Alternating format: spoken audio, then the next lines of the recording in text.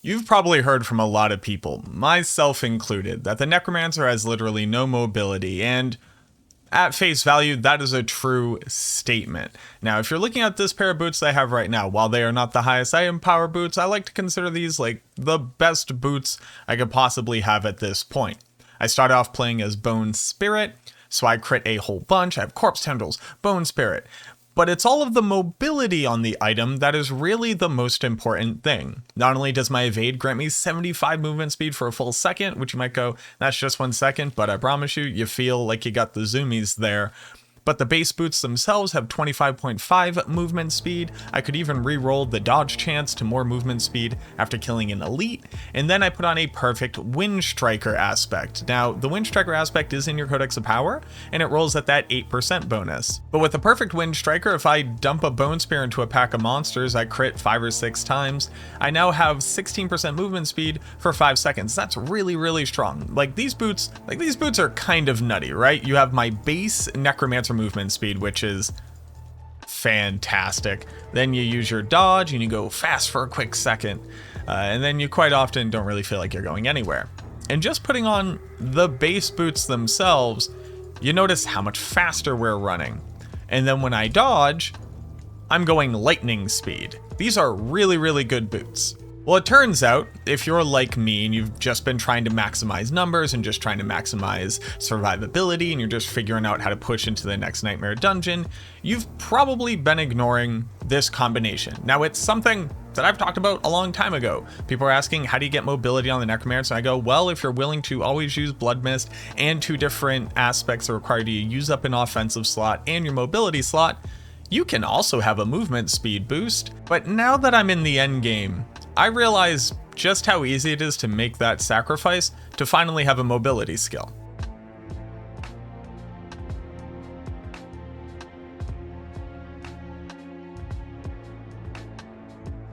So I'm going to go ahead and put on these much weaker and worse boots. They only have 19.5 movement speed. They do have movement speed after killing an elite, which is pretty good. The attack reduces the cooldown of the evade, which is kind of like, I'd rather have more max evade charges, or I'd rather have, the movement speed after evade on these things, which is also in your Codex of Power, just a much weaker version of it. It says after you gain Unstoppable, you gain movement speed, and for 4 seconds after the Unstoppable effect, you keep that movement speed. But what skill does a Necromancer have that gives it Unstoppable? Well, if you just go to your skill tree and you look in the keyword search and you go in alphabetical order, Unstoppable, and we don't have Unstoppable. Well, at least we don't think that we have Unstoppable. And that's just another one of the things that I kind of wish these tooltips would do a better job of communicating. What we do have is Immune. We have Immune very specifically on Blood Mist. Now, way back in the day, we're talking months ago now, I made a video covering the fact that Immune for Blood Mist also gives you the Unstoppable status. Now, if you use this skill, you can see you get the little broken chains, which typically means unstoppable. And everybody said, well, of course it's unstoppable. How would it not be? Well, it literally doesn't say unstoppable. So I'm sorry for reading things literally and not assuming that we get more than we should expect based off the verbiage used. But yes, Immune also grants you Unstoppable. You might see a problem with this skill itself though. If you read it here, you'll notice that your movement speed is reduced by 20%. So if I use Blood Mist and it reduces my speed by 20%, and then this only increases my speed currently by 19%, it means that I'm losing 1% movement speed, and typically I'm not really using Blood Mist to move through an area. I'm typically using it to get out of crowd control and maintain a fight. That's if you don't know about the Blood-Soaked offensive aspect. Blood-Soaked offensive aspect is fantastic. It says that Blood Mist now leaves behind a trail of shadow damage, which deals damage to monsters standing within it. And if you're wondering, that damage really doesn't matter mathematically, but it is pretty cool for applying different darkness skill effects, and it makes Blood Mist into a pseudo darkness skill, so you get to use it on this Infinimus darkness necro that you're probably seeing a lot of. You might have seen it in one of my videos, but it's the next part that puts all of this together, which says that your movement speed is no longer reduced while Blood Mist is active. So if our movement speed is no longer reduced while Blood Mist is active, and Blood Mist gives us Unstoppable, then we're actually gaining 19% movement speed for the entirety of it, and then for 4 seconds after. And what you get is a Necromancer who goes from moving like this to all of a sudden moving a lot faster. And what you gain is a legitimate mobility skill on the Necromancer. Not only that, but your legitimate mobility skill grants you complete immunity to all things in the game, allows you to move through monsters as if you didn't have collision. If you have it on a perfect set of boots, it gains you 25% movement speed for the entire length of it. And if you're willing to just play the wicked fast and venomous build, once you pop a Decrepify, the mist that you're leaving behind all of a sudden can tick on Decrepify to reduce your cooldowns by 1 second. And what it basically means is you have near permanent uptime on up to a 25% total movement speed multiplier for your character that's not capped by your gear movement speed because it's a conditional effect. And then you can put this on top of not only the movement speed that you would typically get from your boots, not only movement speed that you would typically get on your amulet, but you could also use things like Evade grant you an additional 75% movement speed. So now when you Blood Mist, after evading directly, you're running at near 100% movement speed for a second, and then 25% movement speed for the entire length of it, and then for 4 seconds after it. There was a point where a lot of people were asking me what was like the one thing that you would do to the Necromancer to make it better or more viable.